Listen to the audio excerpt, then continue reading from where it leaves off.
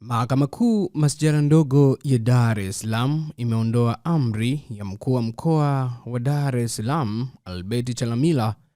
iliyoelekeza bibi mjane Evelyn Chiomba kuondolewa katika nyumba yake ya makazi iliyopo Kitalu nambari 317 Regent Estate, Dar es Salaam. Amri hiyo ya kuondolewa kwa amri ya RC Chalamila imetolewa na Jaji Arnold Kirekiano na kuelekeza hali ibakie kuwa kama ilivyokuwa awali kabla ya amri hiyo ya RC Chalamila na utekelezaji wake.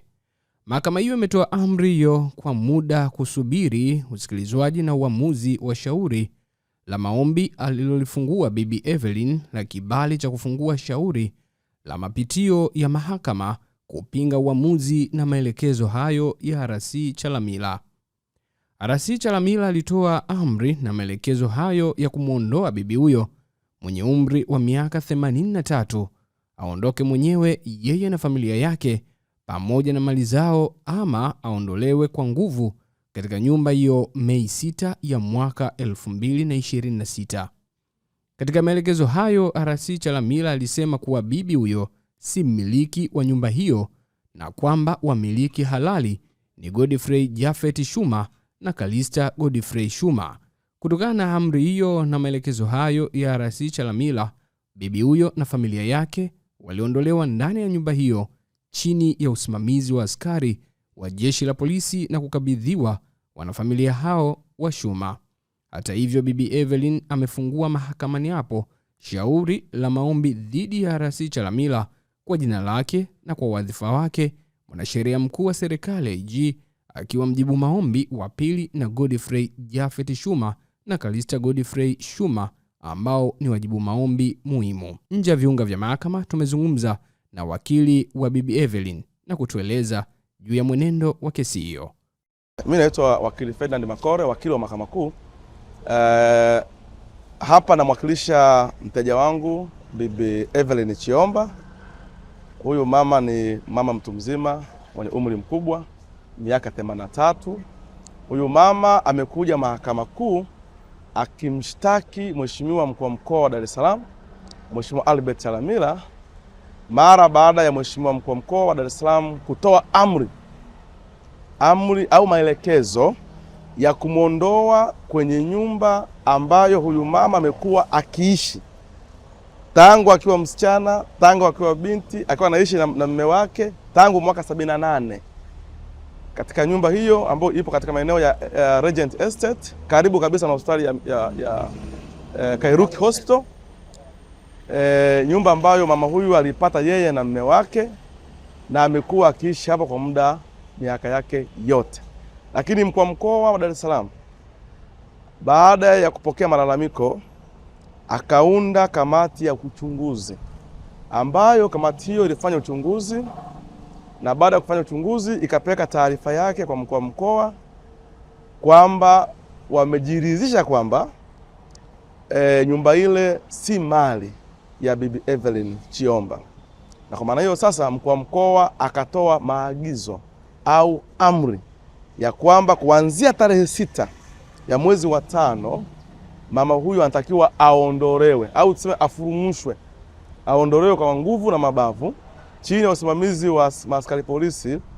na mabangu na watu wengine. Wakaenda kutekeleza amri hiyo ya kumuondoa mama huyu, bibi huyu kama unavyomuona, kwenye nyumba ambayo amekuwa akiishi, nyumba ya ujana wake mpaka amezekea nayo,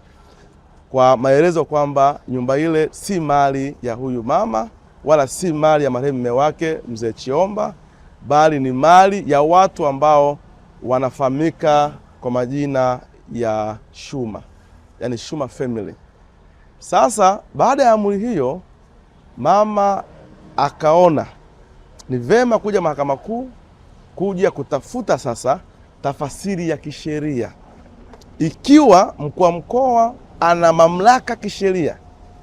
ya kufanya uchunguzi, lakini pia ya kushughulikia migogoro ya ardhi kwa maana ya utatuzi wa migogoro ya ardhi na kutamka nani mmiliki kati ya watu ambao wanagombania haki hiyo. Kwa hiyo Mahakama Kuu imekuja kuulizwa maswali hayo na iyajibu kwamba endapo mkuu wa mkoa wa Dar es Salaam anayo mamlaka ya kisheria ya kuweza kushughulika na migogoro ya ardhi na kutamka nani mmiliki wa ardhi. Kwa hiyo mama ameleta maombi ya mapitio kwa maana ya judicial review, akiomba ruhusa ya kumshtaki mkuu wa mkoa ili aweze kuja kujibu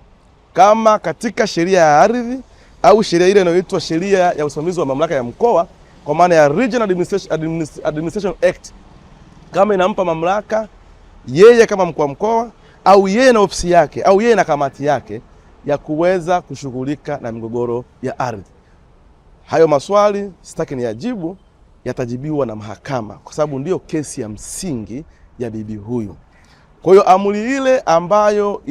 ambayo imepelekea kumtoa kwenye nyumba, hadi leo unapozungumza na wewe mwandishi wa habari, mama huyu hana pa kuishi kwa sababu ndio nyumba pekee ambayo amekuwa anaifahamu, ndio ameishi na majirani zake muda wote, ndio kwake, ndipo alipopata watoto wake wote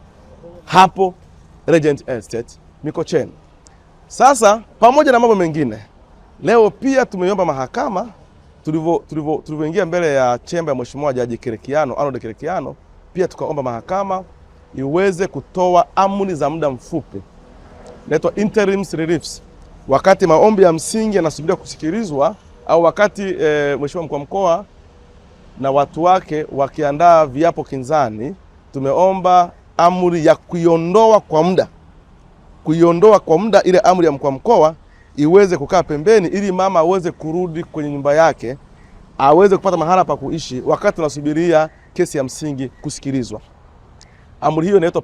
interim reliefs au interim order.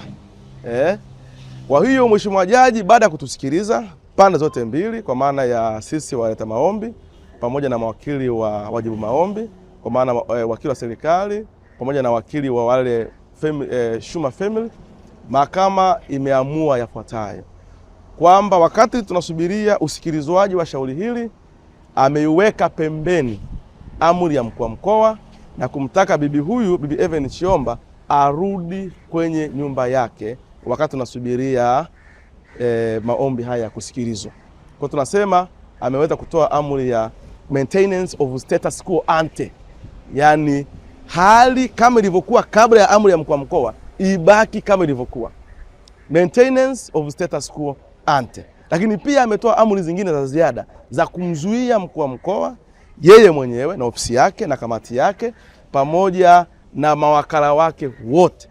kutoendelea kumsumbua, kutoendelea kuingia pale, wala kumzuia mama huyu asirudi kwenye nyumba ile wakati tunasubiria kesi ya msingi kusikilizwa.